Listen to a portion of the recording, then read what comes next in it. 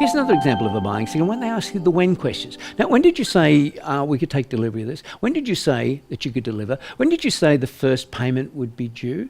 When they start to ask time frame questions, the when questions. And again, they'll interrupt you, often interrupt you mid-sentence and say, now, when did you say that was available? You've probably heard things like this before.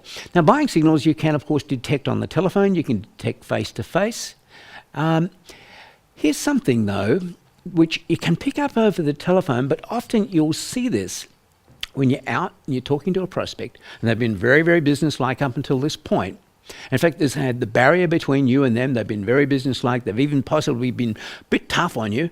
And they'll suddenly say, hey, would you like a coffee?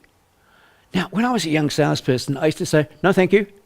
I didn't really understand about rapport. I didn't even understand about this. Because when they suddenly interrupt you and they suddenly become friendlier, it's often a buying signal. Now, why do I say it's a buying signal? Because they've decided to go from present time, which is like a little bit confronting. In other words, you're the salesperson, I'm the customer, to move to perhaps beyond that to where you now have a relationship, or they have a relationship with you.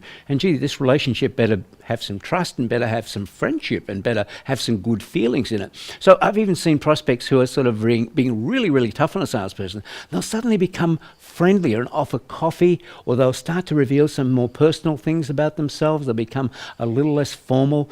They'll say, so what do you do on the weekend? Do you have kids? Where do you live? How long have you lived there? And they start to get a little bit more personal with you. They become friendlier. Think about this. Haven't you been in selling situations where this has occurred?